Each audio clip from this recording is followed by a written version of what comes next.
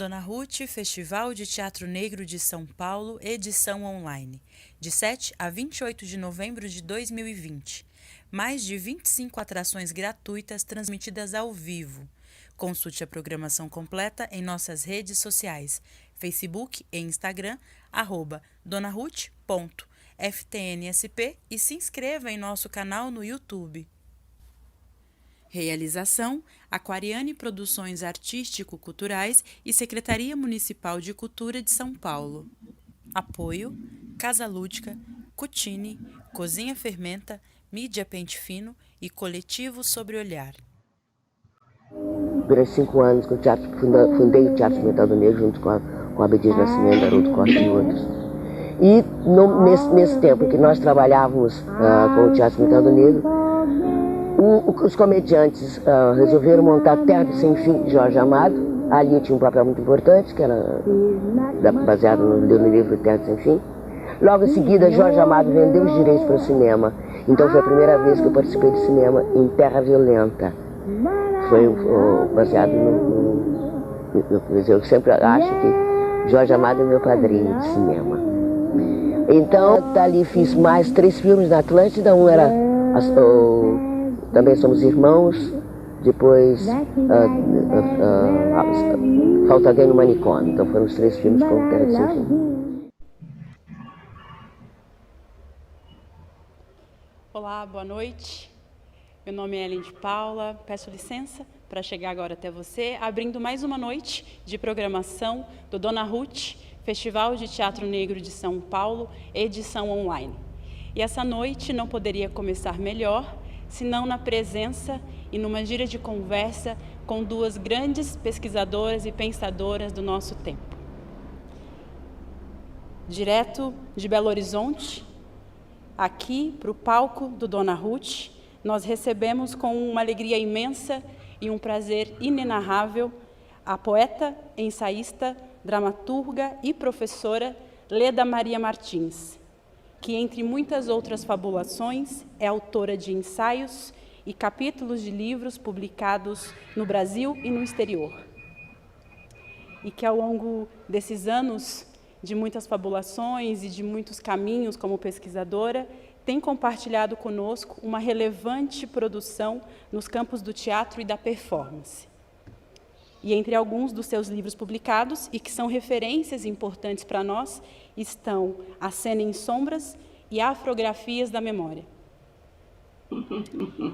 E com a mesma alegria e com um enorme prazer, nós recebemos aqui, no palco do Dona Ruth, Rosane Borges, jornalista, professora, pesquisadora, articulista da revista Isto É, autora de diversos livros, entre eles Espelho Infiel, O Negro no Jornalismo Brasileiro, Mídia e Racismo, Esboços de um Tempo Presente. Bom, abrindo aqui essa gira de conversa sobre tiranias da subjetividade. Leda Martins, Rosane Borges. Então, a gente não precisa dizer mais nada, ou também não precisa dizer muita coisa. Essa gira está aberta, desejo uma ótima conversa para todas nós, todos nós, todas nós. E se você quiser participar com a gente aqui dessa conversa que é aberta, você pode, ao longo dessa gira, ir compartilhando seus comentários, trazendo perguntas no nosso chat que vai estar aberto. Muito obrigada, uma ótima conversa para todas nós.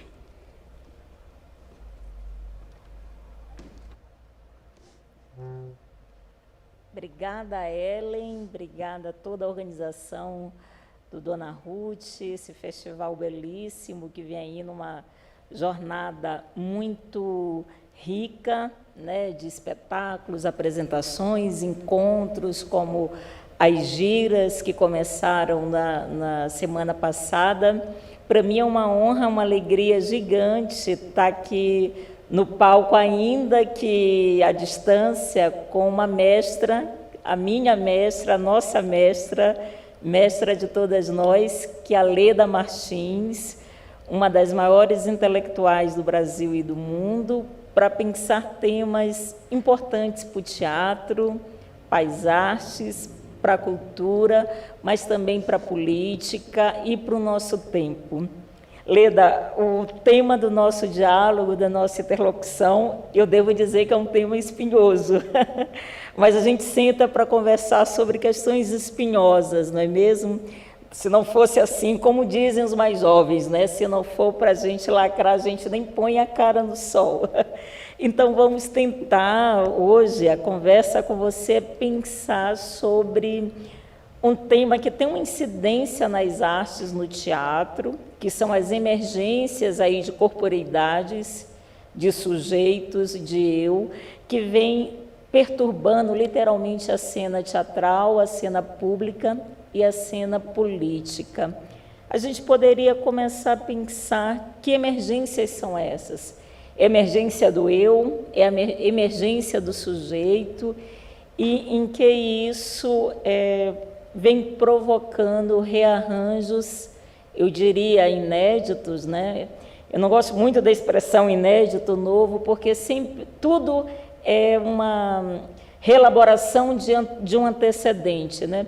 Mas vamos pensar assim, né? Que rearranjos inéditos, essas corporeidades, esses eus, ou sujeitos e sujeitas, vem trazendo, né, para as artes em geral e particularmente para o teatro. Boa noite, Rosane, Ellen, todos que nos acompanham nesta noite, todas, todos que estão conosco. Prazer estar aqui com vocês, esperando, como disse Ellen, que no próximo ano estejamos ao vivo. Minha querida, muito obrigada. A honra de estar com vocês é toda minha. Você não sabe como eu me sinto feliz de poder compartilhar esta noite com todos vocês, e particularmente com você, né? A quem eu admiro muito, que tenho muito admiração intelectual, tenho afeição. Então, muito obrigada a todos vocês por esse generoso convite. Rosane, eu antes de talvez entrar de fato na sua questão, que, como você disse, ela se desdobra em várias questões, se eu esquecer algum aspecto, você, por gentileza.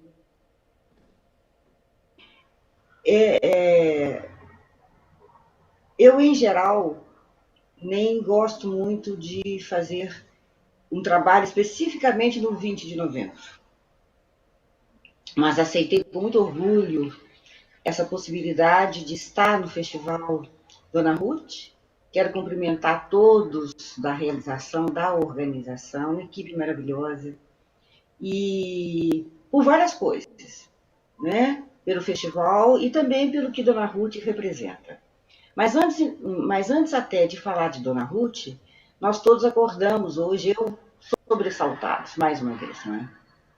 Eu não posso deixar de abrir esse 20 de novembro, essa noite, sem mencionar a cena estarrecedora, mais uma cena estarrecedora do assassinato à luz pública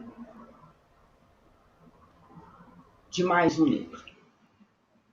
Eu fiquei extremamente afetada. E assim, 20 de novembro foi sempre pensado como uma data que muito significa. Uma data escolhida por nós negros, não é? Para que fosse uma data que nos representasse, escolhidas por nós. Eu me lembro, é bom citar, né, que Oliveira da Silveira, grande poeta de Porto Alegre, que sugeriu ao movimento negro que esta fosse a data que nós negros pudéssemos ter e escolher como alternativa, inclusive ao 13 de maio. Muito triste essa coincidência, não é? Porto Alegre. Dias, o nosso povo convive com vários tipos, convivemos todos, convivemos todas, com vários tipos de violência perpetradas pelo sistema racista brasileiro, que é um dos mais eficazes sistemas racistas do mundo. Ele é de uma eficácia impressionante. Então, hoje, é um dia que nos entristece muito. Cada morte de cada um de nós nos entristece muito. Isso não quer dizer que não nos entristecemos por mortes de outras etnias, não é isso. É que isso é uma constante em solo brasileiro. De mais norte ao mais sul, do leste ao oeste, do Oiapoque ao Chuí, né? Isso é uma constante, infelizmente. Isso é um genocídio. Isso é de uma brutalidade que nos afeta a todos. O racismo, ele se institui, ele é institucional, né?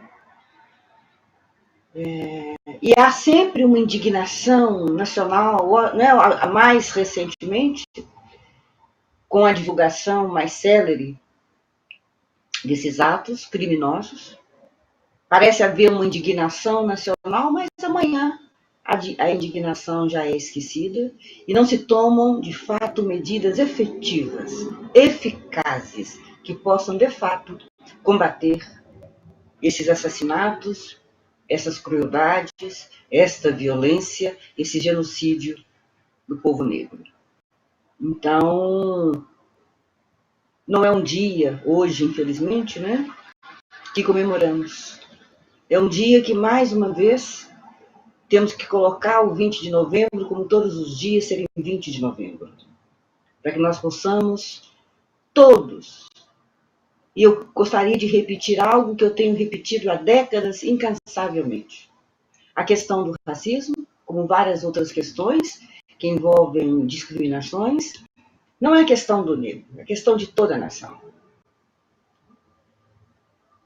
Toda a nação sofre esta violência. Não se iludam, né, achando que somos nós os negros e que o problema é nosso. O problema é de todos e deveria haver, para além das retóricas, atitudes efetivas e eficazes, repito, para de fato combater o racismo, em todos os âmbitos em que ele se dá. Né? Então, Dona Ruth, o festival é um festival nomeado com o nome de uma das nossas mais importantes atrizes e intelectuais deste país, Dona Ruth. Então, cumprimento também a quem teve a ideia de criar um festival com o nome dessa mulher extraordinária. Eu tive a honra de trabalhar com Dona Ruth em 2010 e 2011 no Negro Olhar, que foi uma proposição também sugerida por ela, a Tatiana de Burso, e que me convidaram, e eu fiz parte dessa iniciativa nos 2 anos em que ela existiu.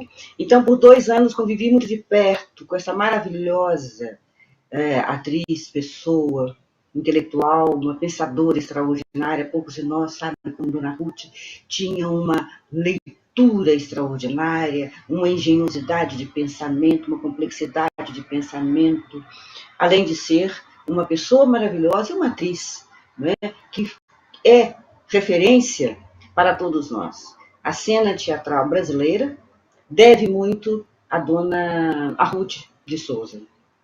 E é uma honra essa homenagem que vocês também fazem a ela, merecidamente. Né? Então, é um motivo para nós, nesse dia tão triste, nós nos alimentarmos também da força desta mulher, tão presente ainda.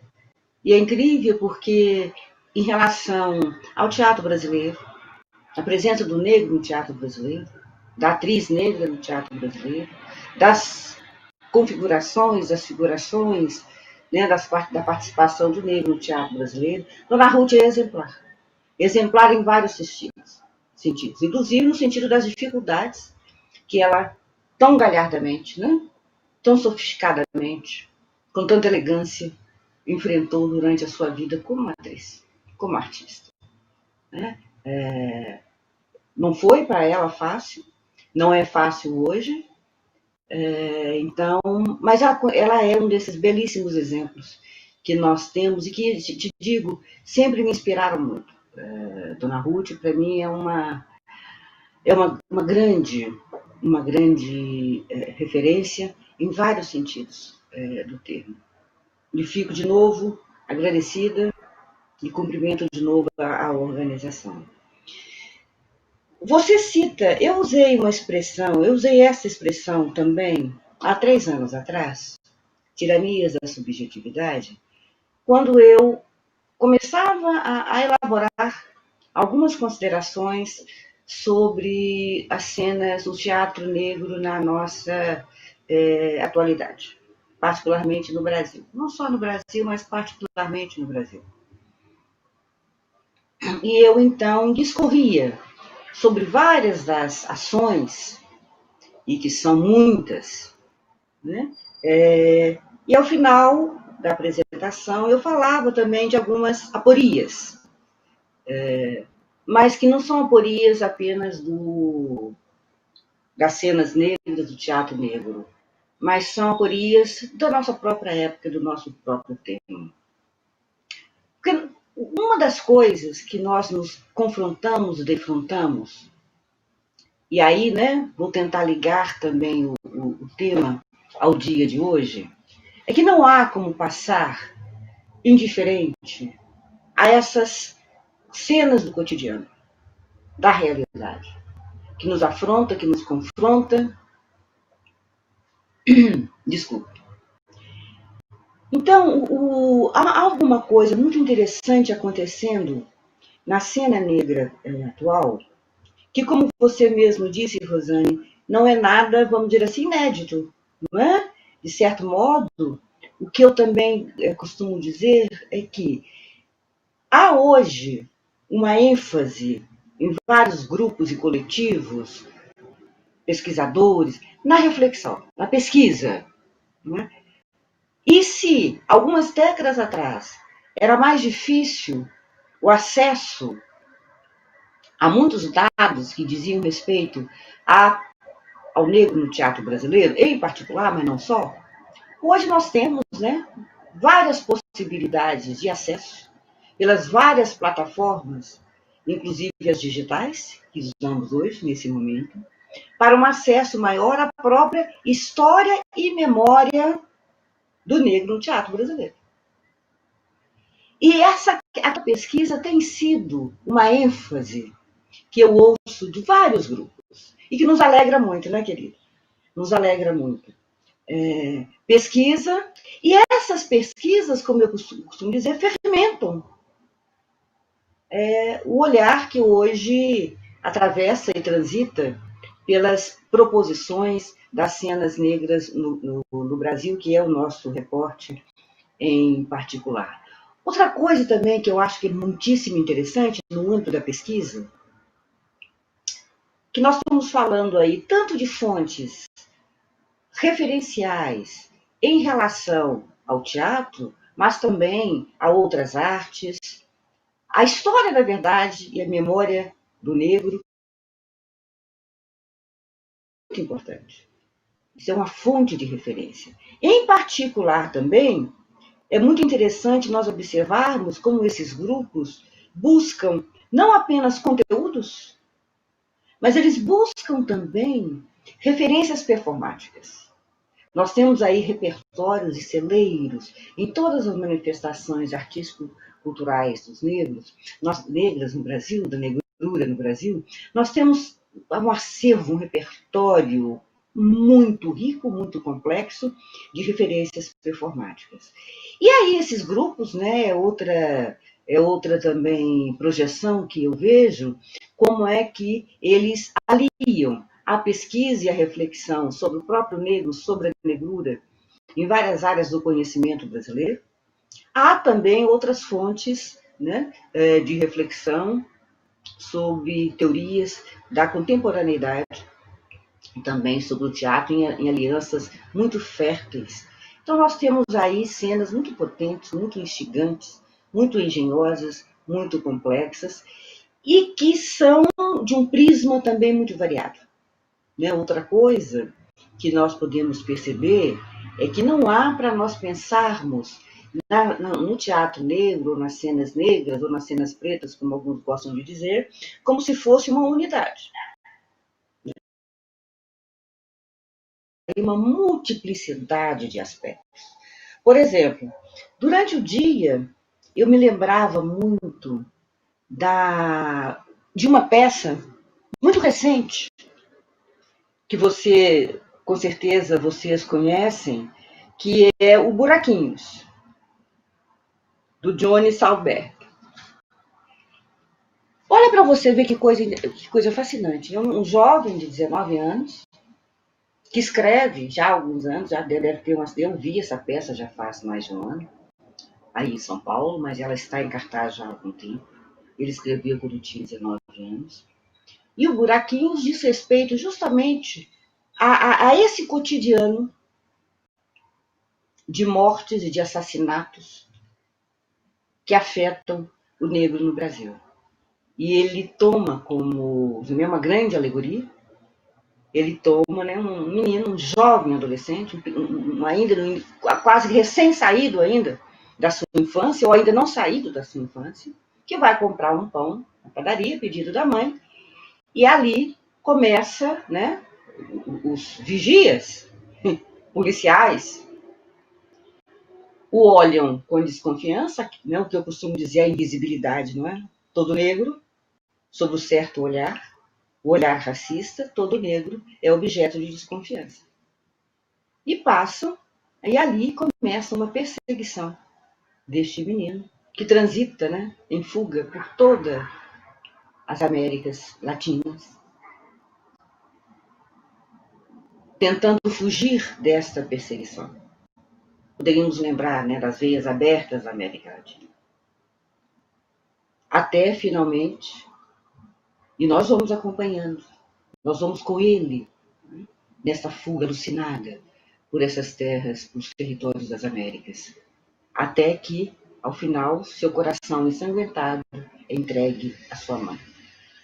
A peça de Johnny me batia hoje a todos os momentos, né? Porque nesta peça ressoa a morte do João Alberto Siqueira Freitas, que a maior parte de nós, né, viu hoje pela TV. Então, olha para você ver. Esse aí é um aspecto muito interessante de nós pensarmos como o cotidiano, esta rotina da violência, por exemplo, só para dar um exemplo, né? Ela vai habitar, mas de uma forma elaborada, com uma engenhosidade, seja na construção textual. Então, vamos pensar na dramaturgia escrita, mas também na escritura cênica, né, na sua montagem, é extraordinária. Quer dizer, não há uma passagem simplesmente, né, de um ato de violência para o palco sem mediação. O que media é justamente uma enunciação muito bem trabalhada, muito bem elaborada, dramaturgicamente e cenicamente, né? Eu vi a montagem antes de ler o texto, e foi uma experiência muito impactante. E intelectualmente muito importante. Então, dentre todos os percursos do teatro negro na contemporaneidade, uma das coisas que nós podemos observar também, e é um outro dos seus vieses, e são muitos, não sei se vamos ter tempo de falar de todos, é uma ênfase, sim, na emissão do eu. Isso é muito interessante, porque também, como eu digo, nisto as cenas negras se incluem no universo atual, em que isso acontece muito recorrentemente, né? Da manifestação do eu. É esse eu aí que nós temos que pensar um pouquinho, quando nós falamos das tiranias da subjetividade. E ele se manifesta e se desdobra nas cenas negras dos modos os mais diversos. Os mais diversos. Né? Então, assim, e de formas, de novo, eu gostaria de mencionar, de formas em que dramaturgicamente, né, é a dramaturgia que faz alçar este eu emissor que se autonomeia e que se quer, né, ele em si mesmo, o arauto da pessoalidade negra, da subjetividade negra, né? O arauto, vamos dizer assim, da corporeidade negra. Isso é importante, porque ela se dá de várias maneiras no âmbito teatral. E isso tem um impacto muito grande, e é possível nós percorrermos pelo retrovisor para percebermos o seguinte: há uma necessidade de fala. Né? Um dos primeiros aspectos que nós temos que postular e reconhecer é que por tantos séculos, né, se utiliza a máscara de Flandres, se tapa as bocas, né, do povo negro, que a necessidade hoje e a reclamação do direito de fala é algo extremamente importante. Do direito de manifestação, quando eu digo direito de fala, é um direito de manifestação, né, que pode ser verbal, mas pode se dar também por vários outros elementos e dispositivos. Então, em primeiro lugar, há que reconhecer, né, como que há uma construção de um eu que se apresenta, e aí a palavra é importante, né, porque há um viés aí também de uma quebra das representações tradicionais, viés de apresentação, nessa refiguração do negro no palco brasileiro.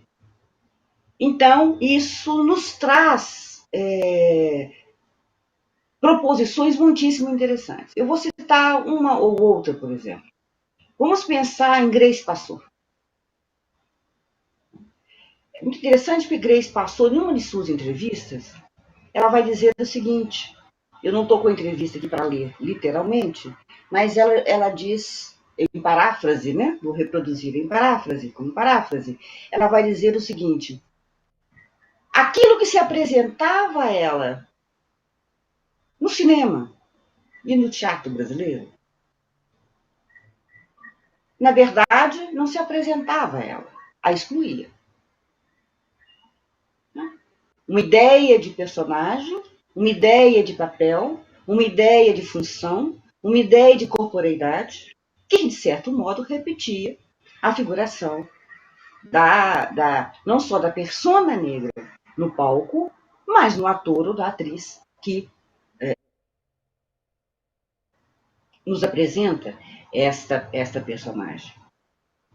Então, Grace diz nessa entrevista maravilhosa que ela busca ela mesma construir essa presença. Né? Que é uma atitude muito interessante. Grace não se coloca no lugar, né, de simplesmente apontar aquilo que é recorrente no teatro brasileiro. Essa exclusão do negro ou a sua permanência apenas em determinados tipos de representações e de figurações. Ou seja, não basta apenas observar, né, o que acontece, mas há necessidade de incidir no sistema. E essa incidência no sistema se dá pela proposição de uma outra corporeidade. Ora, quando nós estamos falando de corporeidade, é claro que nós estamos falando também da silhueta corporal. Mas nós estamos falando de mais do que isso. Nós estamos falando do corpus cultural. Não é? Naquilo que um outro desenho do corpo traz consigo, quando esse corpo passa a querer uma outra territorialização do espaço teatral. Seja ele do mais tradicional, né? Palco, como nesse aí que você está, seja na rua. Que é uma outra coisa que nós podemos falar também. E aí é muito interessante, porque um dos elementos com os quais Grace vai trabalhar é a voz. Né? Nós estamos falando aí dessa emissão. Mas o que é mais interessante para mim é o modo também, de novo eu volto a isso, né? O modo, quer dizer, o texto da Grace não é simplesmente um texto, ele não é um texto que se quer como um texto que passa diretamente, qualquer que seja a biografia, direto para o palco. Ainda que ele trabalhe com retalhos da própria biografia, mas que são ali, né, transpostos como biografemas, mediados por todos os elementos que compõem a cena, que faz com que, inclusive, este eu corpo, este eu mulher, seja um shifter, atravessado por uma série de elementos constitutivos da presença desta corporeidade que se restitui em cena e que se constitui em cena. Um dos elementos, por exemplo, em Vaga Carne, que Grace vai usar, como eu disse, é um extraordinário uso da potência das sonoridades e das vocalidades. Então, é um texto, tanto no texto dramatúrgico como na extraordinária performance, que ela mesma faz o próprio texto, né? O que nós vemos? Esculpir-se no palco, né? Uma enunciação vozeada que vai utilizar, seja os elementos mínimos, seja as frases maiores, mas toda uma tessitura, né, que eu chamo vozeante, que vai, por sua vez, né, criar este eu, que olha para você ver, um eu que, de certo modo, ele rompe, ele tanto é um eu da subjetividade, mas ele rompe com a própria subjetividade, nos moldes do eu promulgado, pregado, né, pela modernidade ocidental. Ou seja, ele rompe com a ideia da ruína do sujeito, e nesse sentido também que nós temos que pensar a tirania, né?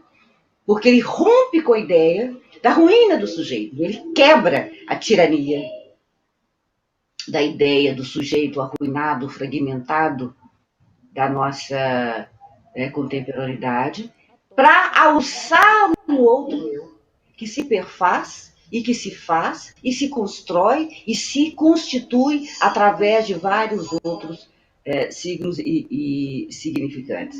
O uso, então, aí, olha que eu não estou me referindo apenas ao uso da palavra, né? Não apenas o uso da palavra como uma emissão, mas o uso, né, de toda uma sonoridade que constitui uma dicção. Agora, mais extraordinário, como eu disse, né, em todas as elaborações, nas melhores elaborações que vão utilizar essa necessidade de fala, essa necessidade de uma autonomeação de uma própria dicção, de um próprio desenho da sua personalidade, mas uma personalidade que não se restringe ao eu. Este eu, né, ele se desdobra em nós.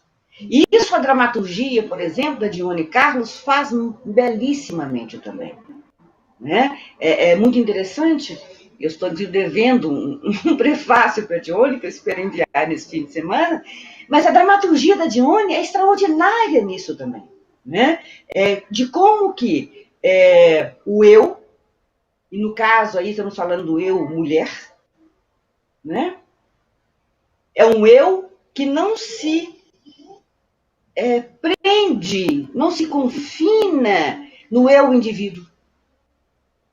Né? É um eu em contínua transformação de um eu nós.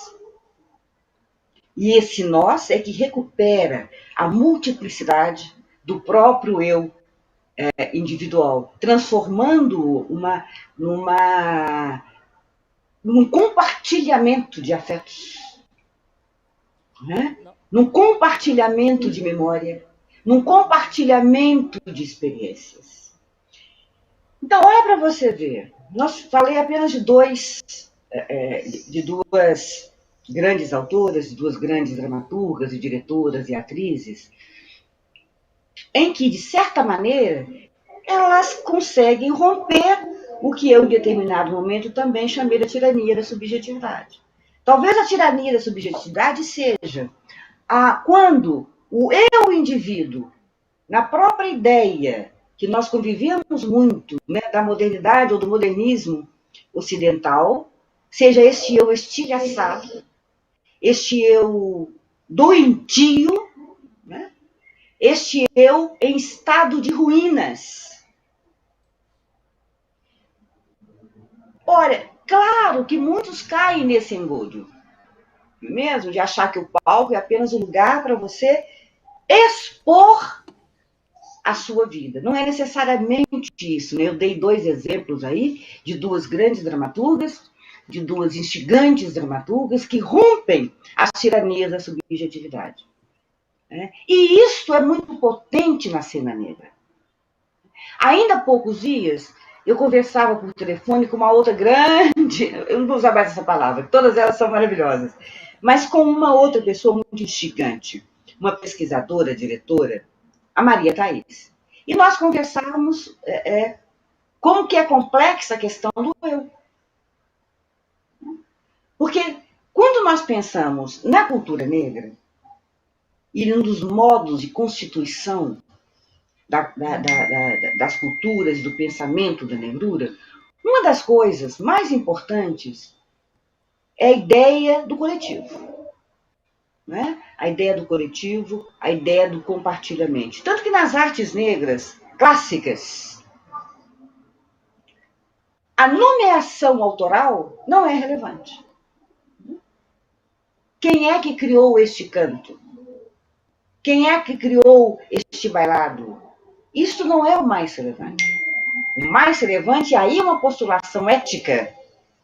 Né? O mais relevante é que ele seja um bem coletivo.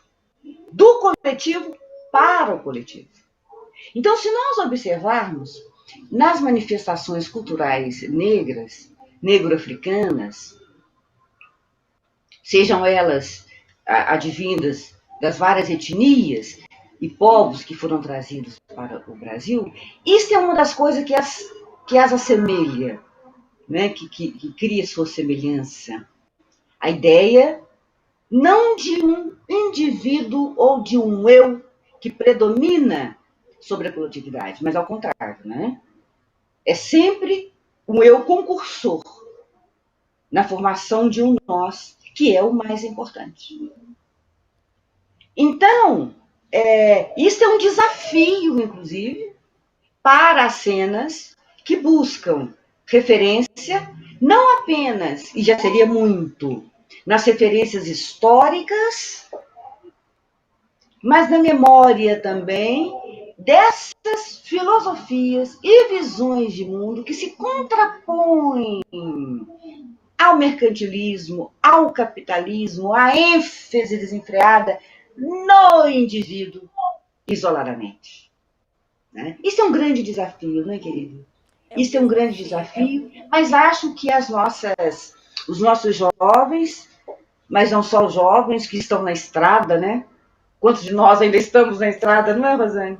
Mas esse é um elemento de vigor, inclusive, de construção dessas cenas. E por que eu usei há 3 anos atrás, e você está trazendo isso hoje, né, as tiranias da subjetividade?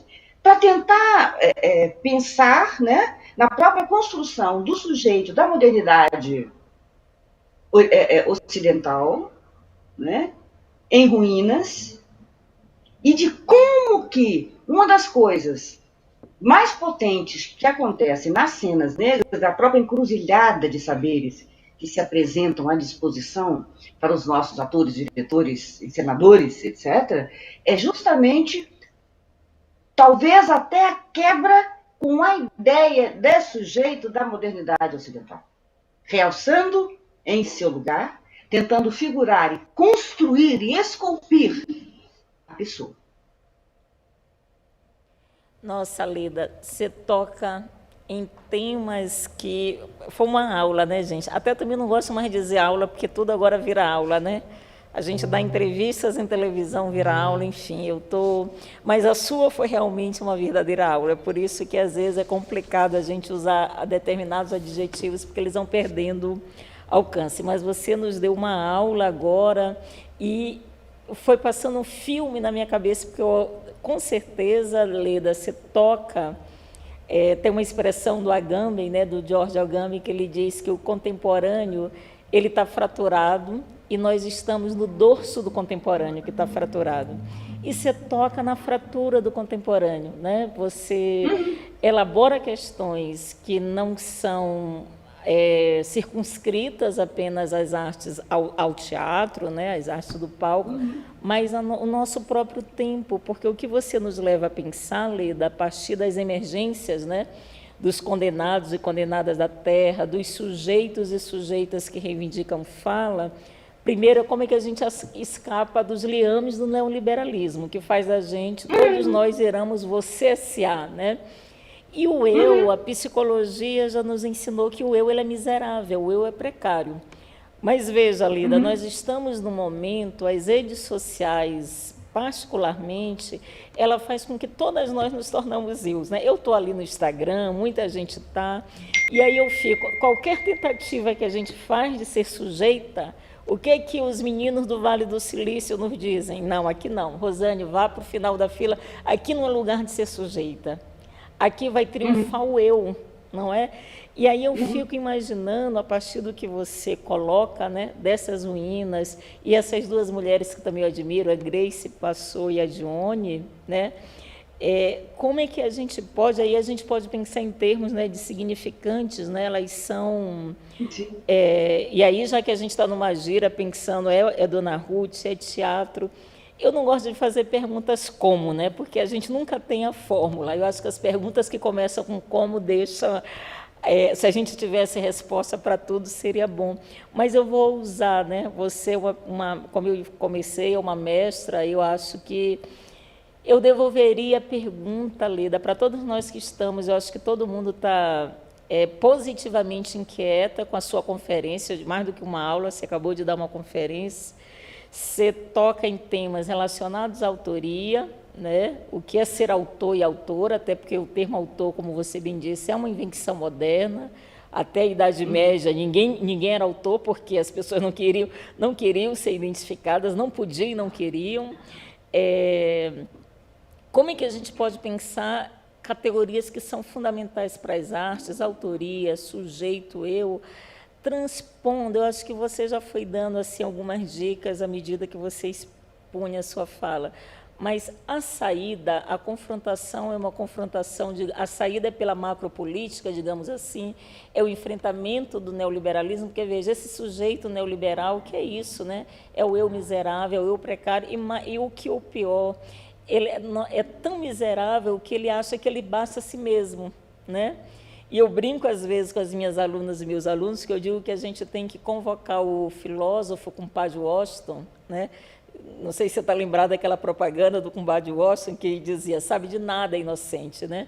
E eu brinco e eu digo, olha, a gente tem que convocar o compadre Washington, porque realmente é um sabe de nada, mas, veja, a gente acha que sabe, né? Eu acho que, e aí é mais do que trágico, né? O que é terrível para essa subjetividade é que ela se acha autossuficiente, né? Que aí é o eu, né?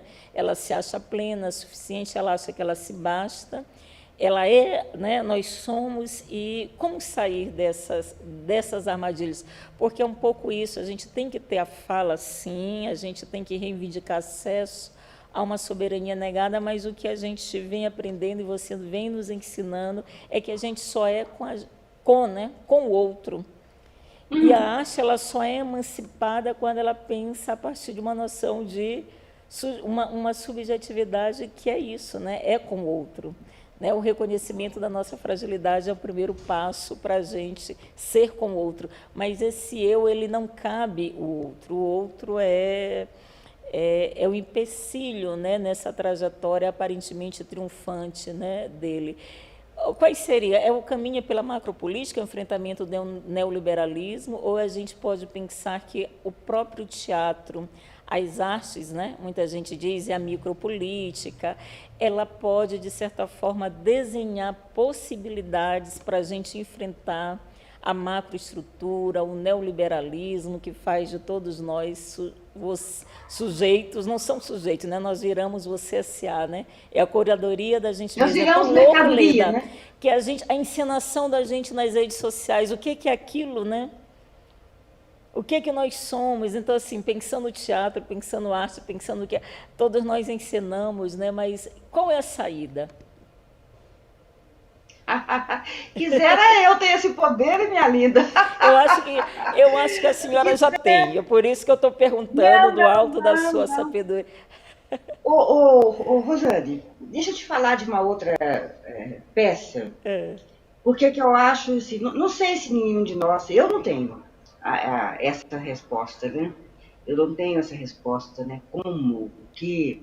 Mas eu posso te mostrar flashes de algumas realizações.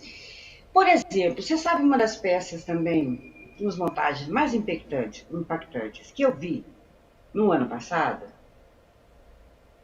foi Quasílias, de um grupo de Salvador. Toda ela encenada em Iorubá. E com ao ar livre, mas dentro de pequenas espacialidades, né? Então você optava por ir para um determinado lugar onde você assistia a uma determinada cena, você podia ficar ali ou podia sair e ir para outra tenda onde alguma outra coisa estava se passando. Uma das coisas que mais me chamou a atenção é que, para além da peça em si, daquilo em si que ela propõe, né?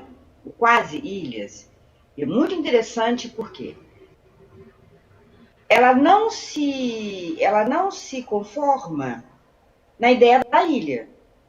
E aí nisso ela nos lembra Glissant, né? Que pensava uma poética relacional. Uma poética relacional que é a possibilidade de transformação da ilha em arquipélago. Então, de certo modo, uma das coisas que mais me impressionaram é que... Então, a peça cria uma série de estranhamentos. A começar, não é? Porque você ouve uma língua que você não conhece. E não há a tradução linguística.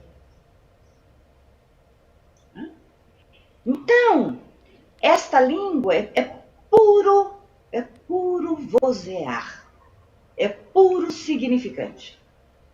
E é do significante desse vozear desta língua, né, que nós precisamos nos familiarizar. Então, olha para você ver. O que essa peça nos faz? Confrontar com uma alteridade radical. Alteridade da língua. Ela não te facilita. Ela não coloca um telão com a tradução, recurso, né, muito utilizado, um telão, a tradução simultânea, nada disso. Ela te impõe ouvir. Exercitar algo que passa do ouvir ao escutar. Né? Você tem que fazer esse trânsito entre ouvir a língua, escutar a língua no seu vozear, na sua materialidade sonora. E com a língua criar sentido. Isso é impressionante, porque ao mesmo tempo que ela te coloca nesse lugar de estranhamento, então, de repente, não é quem está em cena que se torna o outro, não é, querida? O outro se transfere para a plateia, que de repente se torna toda ela outros estrangeiros para aquela língua. E olha que coisa interessante, um dos efeitos que causa esta peça e esta montagem é justamente dela criar a necessidade do compartilhamento. Porque é uma situação de tanto desconforto, de tanta ameaça, né? Porque o que era a língua? A língua, em geral, nós estamos muito acostumados com o que é familiar na língua. Né? Ela torna o exercício linguístico estranho. A sua estranheza é que ele é provocativo. Que ele transforma esse lugar tão cômodo do espectador que, de repente, é ele que é um outro. Não é quem está em cena que é o outro. Não é aquela realidade ali, né, encenada. É o espectador que se torna um outro. Mas um outro em estado de puro desconforto. Então ele tem que buscar abrigo no outro que está ao seu lado, para ele criar modos relacionais, para não deixar que a solidão do exílio linguístico o transtorne. Então, olha para você ver, nós estamos falando aí, minha querida, né? De novo, nós estamos falando aí de uma outra corporeidade que se instala, e um dos vieses que ela se instala, o mais potente, é nesse uso extraordinário da língua. É pelo uso extraordinário da língua, através do qual este sujeito, este indivíduo, vê o risco de submergir a sua própria estranheza individual e que faz com que seja necessário ele buscar abrigo no outro para sua própria sobrevivência. Olha para você ver, né, um modo sofisticado, engenhoso de nos fazer confrontar com tudo isso que você disse, né, com o neoliberalismo que nos exila, que nos confina em individualidades e particularidades para as quais o outro não existe ou inexiste, né? Porque tudo à nossa volta enfatiza este eu mercadoria, né? Aquilo que você disse, este eu que se transforma, precificado, vamos dizer assim, né? Um eu precificado, individualidade, confinado em si mesmo, segregado. E segregado, inclusive, de si. De si. Segregado, inclusive, de si. Não apenas segregado em relação ao outro e aos outros e ao outrem, mas segregado de si mesmo. Por quê? Confinado quase numa impossibilidade de sair dessas amarras. Né? A precificação da individualidade, né? Quer dizer, que é um alçamento de um ego, né? De um egocentrismo impressionante. Então, na verdade, uma das lições, as mais belas lições, eu ouvi de um professor indígena, num evento lá no Acre, se não me engano, Divino, o nome dele. Nunca mais eu estive com ele. E que ele dizia, ele falava, né, da necessidade do professor indígena nas escolas das aldeias indígenas. E ele dizia o seguinte, eu vou dar um exemplo porque é necessário. Aí ele dizia assim, nós vamos aprender as 4 operações como se aprende na Escola do Branco. As nossas crianças vão aprender. Só que, na Escola do Branco, a primeira operação matemática, aritmética, que se aprende é a adição. Na escola indígena, a primeira operação matemática que se aprende é a divisão. Né? Por quê? Então, olha para você ver, como até aquilo que nós dizíamos, né? O modo de você abordar o conhecimento, de você conviver com o conhecimento. Tudo isso é ideológico, né, querida? Tudo isso é filosófico, tudo isso é de uma cosmovisão. Aprender a dividir, né? Aprender o bem para o coletivo, antes do adicionar. Né? O que você multiplica, o que você acumula dentro dessa ótica, que é muito parecida com as óticas das culturas dos povos negros trazidos para as Américas, né, como escravizados, e foi isso que nos fez, isso também que nos fez sobreviver. Não apenas sobreviver, não é? Mas com dignidade, reterritorializar todos esses pensamentos que nos formam. Então, o que nós aprendemos, os que têm o privilégio de participar de toda e qualquer manifestação cultural coletiva negra, o que a gente aprende, talvez, primeiro, sempre é a necessidade do compartilhamento, né? A necessidade sempre de transformação do eu no nós. Eu dizia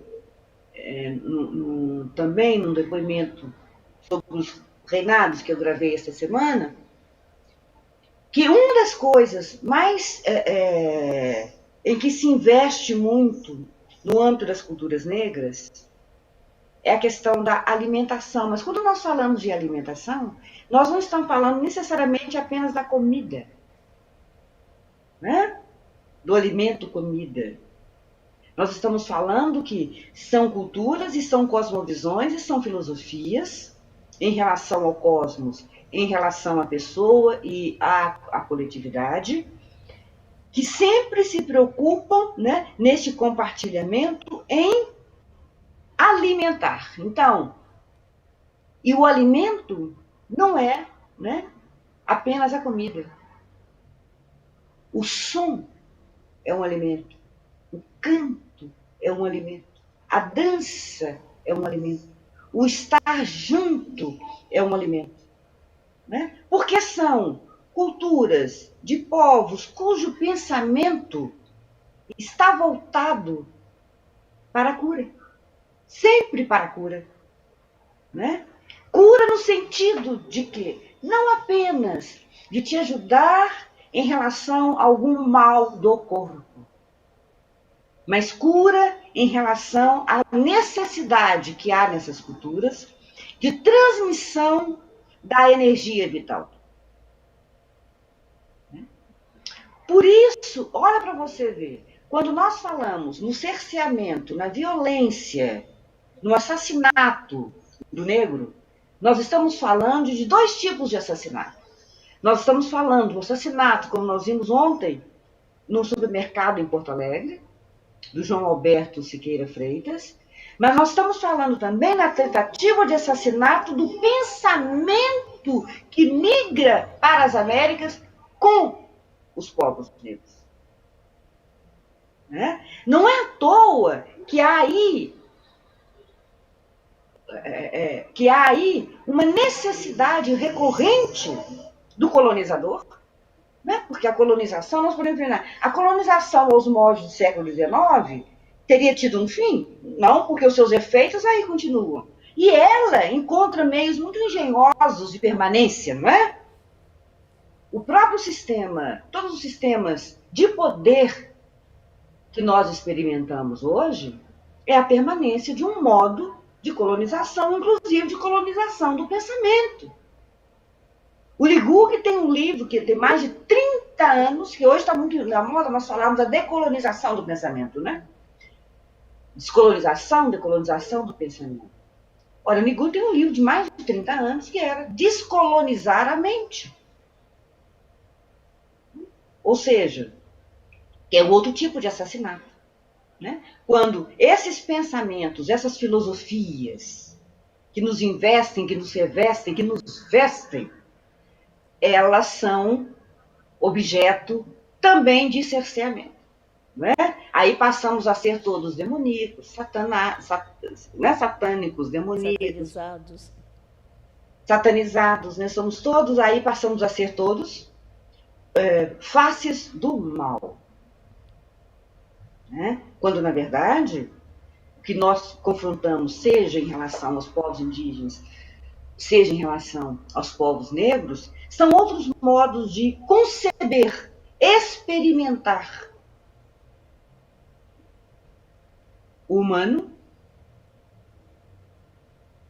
a coletividade do humano, e nas várias relações, e de novo aí voltamos ao Glissant, né? Transformando tudo que nos cerca, não em ilhas isoladas, mas em arquipélagos. Que é, né? É uma proposta de leitura que faz o Glissant em relação a esta refundação da negrura nas Américas, mas também como um modo, segundo ele, propositivo, já que você me perguntou o que fazer, né? O Glissant propõe isso, né? Trocarmos, investirmos, não na geopolítica ou na política da ilha, fechada em si mesmo, né? Mas das relações que podem transformar ilhas em arquipélagos, ou seja, em pessoas que se comunicam, em culturas que se comunicam, né? Em vidas que se comunicam, e em modos de percepção do outro que não sejam considerados ameaçadores. Né? Então, assim, isto é utópico. Sempre há que haver alguma utopia, até para que nós possamos atravessar dias como o de hoje. Né? Quer dizer, como é que se dão as nossas lutas? Há necessidade, as cenas que nós presenciamos hoje nos demonstram cada vez mais a necessidade, mas a necessidade também de nós buscarmos esses pensadores que propõem alguma coisa, né, que é interessante nós conhecermos. Eu mesma não sei se tenho proposta nenhuma, não, mas assim, uma delas, que já está aí há algum tempo, é do Glissant, né, minha linda? Que talvez seja um modo de nos dar respiração. Né? Alguém dizia, numa das tarjas da televisão, hoje se dizia que a esposa dele teria dito, do senhor João Alberto, que ele repetia, né, à medida que ele era espancado, que ele não estava conseguindo respirar. O que nos lembra o George Floyd. Né? Então, nós vivemos e convivemos com vários tipos de assassinato. Assassinatos como esse que nós presenciamos hoje, mas assassinatos também que querem assassinar o pensamento. Não existem fórmulas, né, Rosane? Não. Eu acho que também o teatro, ele não é esse lugar de construção da fórmula. Teatro e as artes em geral, né? Todas elas. O que nós denominamos no Ocidente como artes, em geral. Não apenas o que o Ocidente considera como artes. Estou pensando em arte aí, em tudo que se faz, né, pelos moldes da criatividade. Mas, então, assim, o teatro, como as artes em geral, e eu acho que tem aí também e várias manifestações de cultura, costumam, eu não gosto de pensar que, né, naquele pensamento comum, que, em geral, a arte ela em si é revolucionária, o artista ele é em si revolucionário. Não, porque nós vamos ver o próprio uso da arte na disseminação do racismo. Ou, às vezes, falta atitude nos nossos colegas brancos artistas em relação ao que passa o colega preto artista, ao que passa a população negra. Às vezes nos confrontamos aí com uma indiferença, né? Ou com uma ignorância em relação ao racismo. Ou com algo que é muito fácil de dizer, que o racismo no Brasil é uma questão econômico-social. Então, não vamos nos iludir em relação às artes, não. O mais perverso em relação ao racismo é que ele é uma estrutura. E ele tem tentáculos. Ele não está aqui e não ali. Né? Ele está em todos os lugares. E ele age desde os modos mais evidentes, como foi o assassinato do senhor João Alberto, e de outros modos mais invisíveis, aparentemente invisíveis. Mas eu acho que uma das coisas que muitas vezes as artes nos estimulam é porque elas nos propõem. Eu te dei aí 2 ou 3 exemplos de cenas negras contemporâneas que nos afetam, nos provocam, né? Há uma fruição que não é uma fruição simplesmente catártica, vamos dizer assim, mas que nos propõe uma fruição intelectual, né? Quer dizer, a arte nos colocando que a arte também é lugar de produção de conhecimento. Fundamental, Leda, essas questões todas. Eu acho que você traz aí uma fundamental que você coloca, está me ouvindo? Você traz aí um programa tanto para estudantes de teatro, das artes, eu acho que para todas nós, né? E por falar em programa e estudantes, e para a gente seguir a história do Fica a Dica, não sei se a gente teria perguntas, se tiver, eu acho que a gente poderia socializar agora, né? Mas eu acho que enquanto a gente vê aí as perguntas chegando, não, as pessoas estão ainda fruindo, eu acho que tem duas, você toca em outra questão que eu assim, você não toca toca e não toca, né, diretamente, que é como é que a gente pode pensar uma outra gramática de afetos, porque você tem toda a razão, né? A arte ela não é por si só transformadora e emancipatória, né? O Walter Benjamin, que é um autor que eu gosto muito, ele tem 2 definições de arte que eu amo, né? Ele vai dizer: a arte é uma brecha. Ai, que ótimo, que bom saber. Ele diz que a arte é uma brecha. Eu acho que é a definição mais bonita, mais sintética, bonita para a arte, porque é isso, pode ser uma brecha para qualquer coisa, mas ela é uma brecha. E, por outro lado, ele diz que o capitalismo ele coloniza tudo, só não coloniza aquilo que a gente tem de mais estranho. Então, as artes também podem, como você acabou de dizer, podem ser colonizadas pelo pior, né? Pela tragédia, pela barbárie. Então, assim, é só quando a gente mantém a estranheza que a gente consegue ter algum arranjo de escapar, né? Dessa dominação, inclusive do eu. Então, acho que quando você fala da alteridade radical a partir do Glissant, né, a proposta que você traz, Leda, é fundamental, porque eu venho muito com uma birra com o termo empatia, não pelo termo em si, mas é porque a gente está usando empatia, ela virou a expressão categoria política e estrutural para mudar o mundo. E eu costumo dizer, gente, a empatia e tolerância. Isso. A empatia, eu digo, é um termo fofo, a gente tem que exercer empatia, não estou querendo dizer isso, que a gente não tem que exercer empatia, mas veja, quando você nos coloca alteridade radical, quando você traz o Glissant para o debate, porque qual é a minha birra quando a gente usa a empatia como vetor político para a mudança do mundo? A empatia, Leda, ela parte do princípio que o outro está em perigo, né? Então, se coloque no lugar do outro, do negro, porque, sabe, você não sabe, eu, branco, o que ele passa. Se coloque no lugar do morador de rua.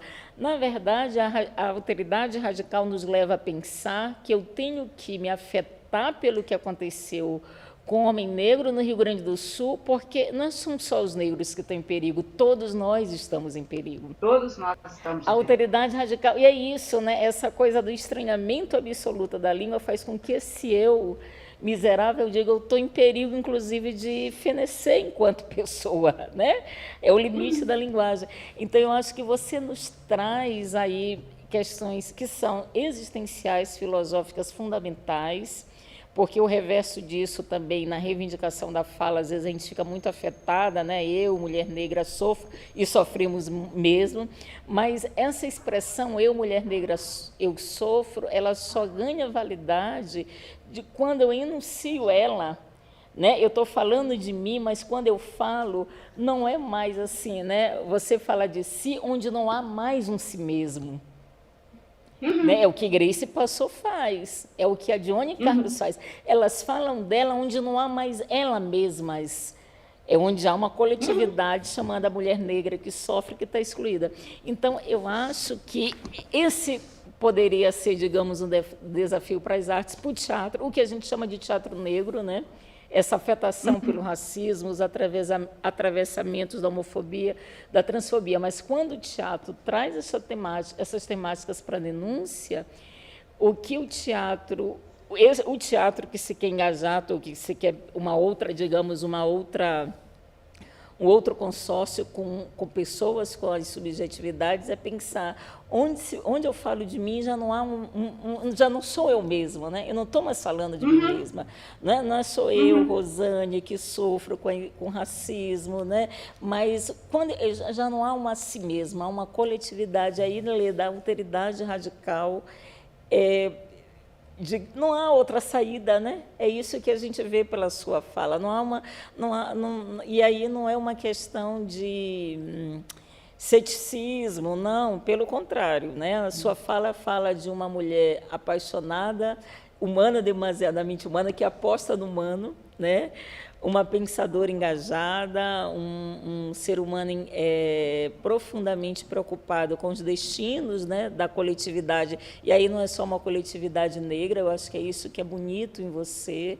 Tudo que você nos traz, claro, que afeta a todas nós diretamente, negros e não brancos, né, por extensão, mas o que você nos traz aí, digamos, é um programa para a gente seguir, não com segurança, porque nada é seguro, né? Viver não é seguro, mas para a gente trilhar de maneira sinuosa, para lembrar que evocar um poeta contemporâneo, seu Drummond, para a gente pensar um dia, talvez as coisas melhorem, né? Eu acho que pensar gramática de afetos é pensar isso. Já que a gente está falando de gramática de afetos, tiranias, da subjetividade, você traz outras cosmogonias, né? Outras possibilidades da gente compor o mundo, né? Da gente simbolizar o mundo, não é só a adição, é a divisão, o vozeamento.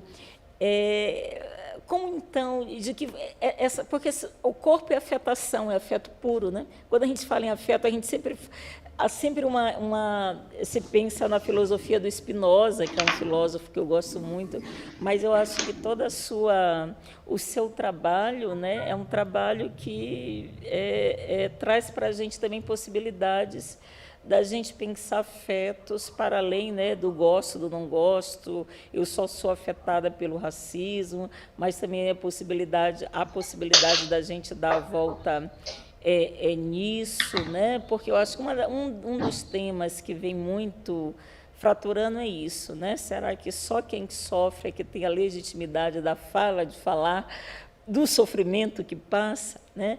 Enfim, acho que são questões aí que estão atravessadas na sua fala, e se você quiser um pouco falar sobre essa questão dessas novas gramáticas do afeto. Você não nomeou dessa forma, mas você acabou falando sobre isso nessas suas últimas considerações sobre alguma proposta a partir do Glissant. Rosane, primeiro, obrigada pela bela leitura. Mas você quer ver uma coisa? Se nós falarmos, ou se nós impusermos que só determinadas pessoas podem falar de determinadas coisas, nós estamos criando novas mordaças, não é, querida? Molduras, mordaças, gavetas, confinamentos. Então, assim, eu sempre coloquei... Eu estava pensando, sabe, enquanto você falava, e que você dizia também, né, na sua admiração por Benjamin, eu estava pensando, assim, como é que eu nomeei um dos capítulos desse livro novo, o livro, né, que chama Performances do Tempo Espiralar, que vai sair pela Cobogó. Um dos capítulos, que eu não chamo de capítulos, eu chamo de composições, eu intitulei Um Corpo-Tela, uma cena vagalume. E aí, agora que você, né, lembrou do Benjamin, você vai entender o vagalume, né, querido? Que vai nos remeter ao Benjamin, vai nos remeter ao Pasolini. Do Didi Huberman, né? O Didi Huberman, né? Como é que ele traz, ele na verdade, ele entrega a reflexão para Pasolini, particularmente Pasolini, né? Que ele vem trabalhando ali, sim, até para mostrar que os vagalumes não são... não desaparecem, não desapareceram. Assim, né? Eles são insurgentes. São. Além de sobreviventes, eles são insurgentes, né, querida? A luz intermitente, então, né? Como ele diz. Então, assim, eu acho que é um pouco desta poética, e por isso eu estou nomeando assim, né? Dessa poética, de várias dessas postulações das cenas negras na atualidade, e que em muito se assemelham, né, a outras cenas em outros lugares pelo mundo, de agora e de antes também, né? E como elas são, aquilo que você falou no início, elas são reinventadas, elas são, mas são matizadas também por novas possibilidades, vamos dizer assim, de articulação, né? Então, olha para você ver, quando a gente fala assim, tá, nada, na verdade, nós não estamos falando aí na arte, né? É muito difícil falar de algo novo, é sempre algo que evolui. A arte não evolui, né? Ela se transforma, é diferente. Não há evolução, há transformação. Mas eu estava me lembrando, quando eu falava para você do Quase Ilhas, eu estava me lembrando de uma peça que eu não tive. Eu não vi, mas eu li, eu a tenho e a estudei muito, que é o Navio Negreiro, do Imamu Amiri Baraka, cujo nome era Leroy Jones, né? E ele, então, nos anos 60, troca o nome para Amiri Baraka. Ele tem uma peça que é do começo dos anos 60, nós estamos falando aí de 60 anos atrás, né? Em que essa mesma confrontação com uma alteridade radical, ele propõe, nesta peça, por exemplo, Navio Negreiro, no modo de construção da espacialidade e das sonoridades, né? Ele faz com que o espectador sinta, quando o espectador entra no teatro, a espacialidade do teatro foi desenhada simulando o Navio Negreiro. Mas não simulando o Navio Negreiro assim com poltronas confortáveis, meu amor. Né? As pessoas que adentravam, elas estavam ali, eu descrevo isso na Cena em Sombras. É uma peça fantástica. O palco, o navio balançava, era desconfortável, um cheiro horroroso, um odor horroroso de podridão, de fezes, de urinas, gritos de dor, escuro, tudo escuro, sem ar, gritos. Aí, de repente, sabe assim, um som de um spiritual, depois um jazz. Olha para você ver, ele constrói cenicamente um estranhamento radical, né, minha querida? Então é só para dizer o seguinte, essas cenas que nós vemos hoje, e que muitas vezes é aquilo que você falou, não é a expressão do eu como simplesmente uma manifestação da minha pessoalidade. Né? O mais desafiador para essas cenas é isso que você falou. Quando falo eu, já não falo em mim, já sou o outro. Você sabe que uma das cenas que eu mais gosto no Preto, do Márcio Abreu, é uma cena em que está Renata Sorrah e a Grace, né? E é uma cena em que também provoca a língua e a linguagem. E a linguagem aí, né? Toda a linguagem, inclusive a linguagem verbal.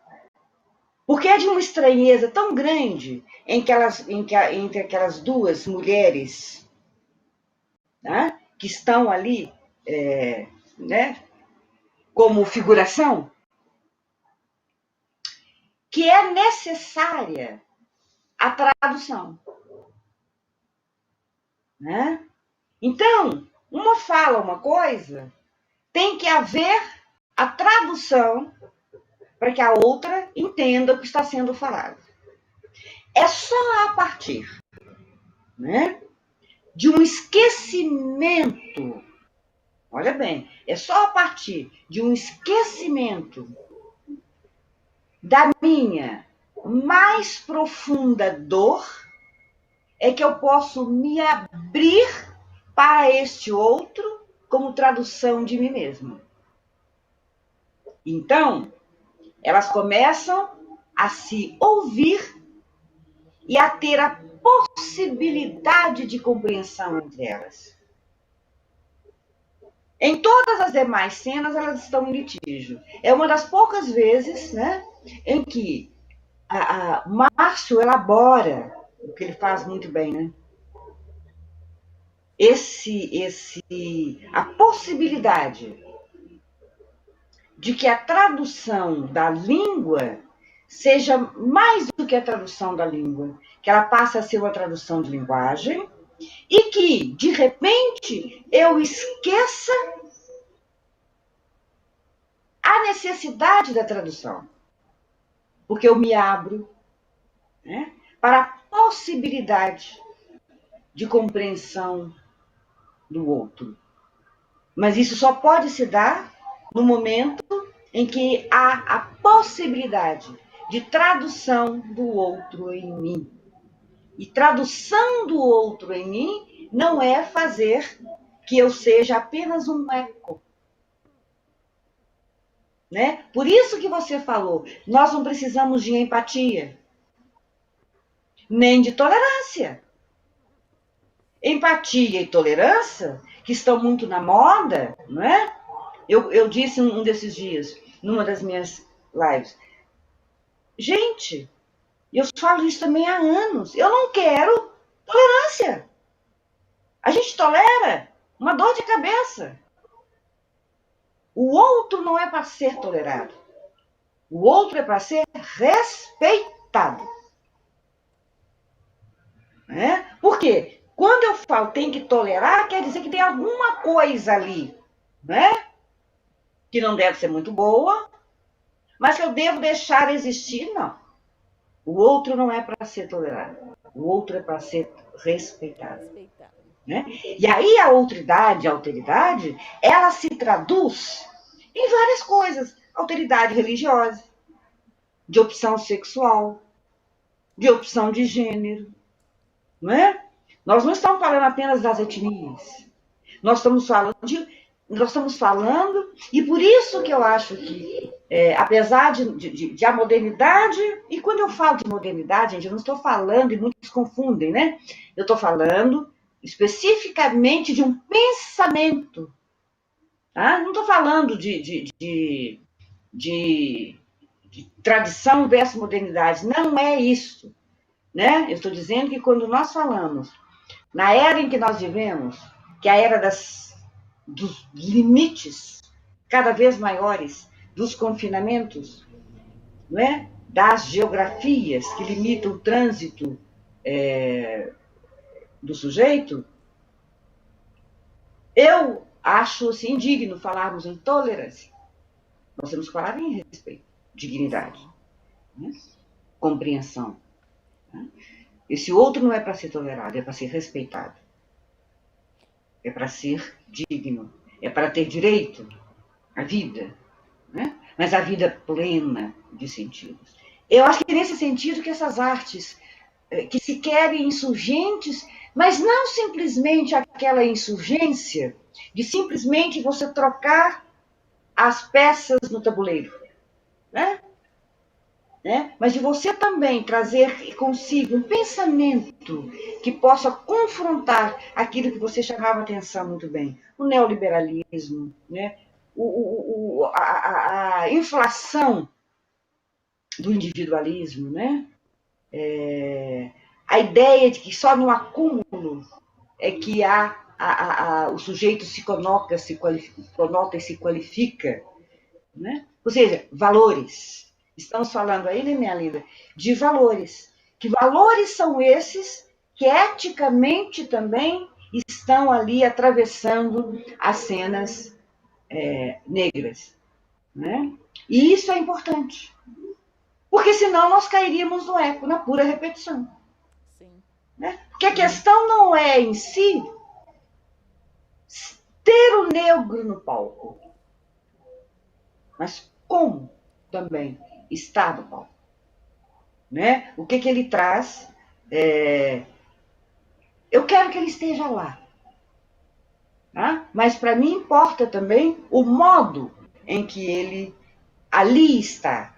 Né? Porque, querendo ou não, nós estamos lidando aí com lugares, sim, de trazer para nós possibilidade de pensar de uma fruição, que eu digo, né? De uma fruição que ela... Né? Você sabe uma coisa que me incomoda muito no Brasil? Termina uma peça, todo mundo pula. Pula. Né? Tudo é maravilhoso. Tudo é maravilhoso, nada é maravilhoso, né, meu querido? Onde tudo vale, nada Nós estamos vale. abrindo mão, inclusive, a gente está abrindo mão do lugar dessa fruição crítica. A fruição tem que ser abonadora. Ela não tem que ser simpática ou empática, como você disse, né? Quanto mais empatia, nesse caso, eu destruo, né? A empatia muitas vezes é destrutiva. E muitas vezes nós estamos criando um lugar, é aí que eu falo com você das tiranias. São várias tiranias, né? Porque há necessária fruição, que seja, quando eu falo a fruição crítica, não é aquela fruição que detona o trabalho, né? Mas que nos possibilita, junto com aqueles que estão criando, né, com os criadores, conversar, né? Conversar até para sair do mesmo lugar, porque senão nós só vamos repetir. E repetir como o mesmo, e não repetir com a diferença, né? A gente fala muito na ancestralidade que alguma coisa que se repete, mas nunca se repete como o mesmo, porque é uma questão de movimento. Então, assim, isso não quer dizer cercear, não, mas quer dizer que, de fato, nós temos que abrir outras veias possíveis para a construção do teatro, né? Que é o lugar que nós habitamos, né, querido? É um dos lugares também que nós habitamos. Então, e ele não pode estar alheio, né? Ele não pode estar alheio. E não há mais como adotar aquela posição, né? Ah, eu não sou político, só sou um artista. Isso não existe, né, minha linda? Até o fato de negar já é um ato político. Então, não há como mais nós não escutarmos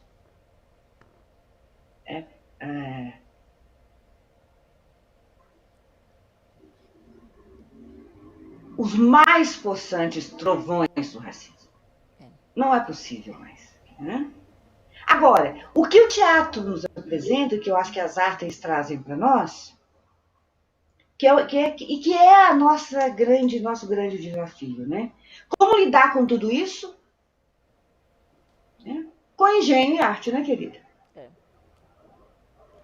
Bem, Leda, assim, nós ficaríamos aqui te ouvindo à noite, à madrugada dentro, nesse 20 de novembro. Mas, infelizmente, o tempo passa para algumas coisas, né? Para outras não, né? O passado que não passa de morte, né? De pessoas negras, mas para outras coisas ele passa. Então, a gente vai já se encaminhando para... Não há um final, né? Porque, como já diria Carlos Fuentes, na morte de Artemiro, nunca vai haver tempo para a última palavra, porque a palavra não cessa, não se completa. E a sua, repito, foi mais do que um diálogo, uma entrevista, foi uma conferência, nos sinaliza que, de fato, a palavra não cessa, não se completa. Eu agradeço muito o convite de estar aqui dialogando, mais do que dialogando, escutando você, que é uma formadora de todas nós, o festival, né, o Dona Ruth, Festival de Teatro Negro, que está aí com uma programação que responde o que você termina dizendo, né? Não existe o artista e não existe o político. Eu acho que esse festival faz a junção dessas duas categorias a partir de uma gramática de produção, né, e de concepção do que é teatro negro. E eu só tenho a agradecer, né, porque primeiro, pelo privilégio de participar dessa programação e junto com você, e no dia 20 de novembro. Você nos dá, assim, a régua e compasso para pensarmos que, a despeito do que aconteceu ontem em Porto Alegre, o que acontece a cada 23 minutos com um jovem negro no Brasil, é preciso que a gente acredite, que a gente sonhe, né, que a gente lute, que a gente transforme. Acho que a sua fala é isso, né, a sua fala potente, sua fala linda, sua fala maravilhosa, nesse 20 de novembro de 2020. Eu acho que quem está ouvindo você vai ter que tentar responder um dia, porque acho que não vai ser essa noite, até porque o festival tem uma programação, responder aquela pergunta que eu digo, que dizem, né, que é uma pergunta psicanalítica, que é: o que fizeste com a palavra que te foi dada? Então, eu acho que cada um de nós vai ter que dormir com essa pergunta: o que nós faremos com a palavra que a Leda Martins nos deu essa noite, né? É uma palavra perturbadora, uma palavra bela, uma palavra acolhedora, mas a gente vai ter que fazer alguma coisa com o que a gente escutou nessa jornada de hoje, no Festival de Teatro Negro, no Dona Ruth, né? E eu agradeço, né, de estar aqui com você nessa noite. Muitíssimo obrigada, Leda. Querida, obrigada pela sua generosidade. Rosane, obrigada, meu amor. Você quase me faz chorar. Muito obrigada, minha linda. Um prazer, uma honra. E eu espero que a gente possa conversar mais, né? Sim. Se encontrar mais, conversar mais. Muito obrigada por sua generosidade. Obrigada a generosidade de quem nos ouve também. Obrigada pela escuta, né? E só posso dizer que, no meu caso, a palavra, né, Rosane? A palavra é como o tempo, ela é espiralar, né, querida? Então, ela tem que estar circulando com todos nós, né? Muito obrigada, boa noite, beijo, abraços, afetos Beijos compartilhados para todo mundo. E todo mundo. Eu acho que vamos...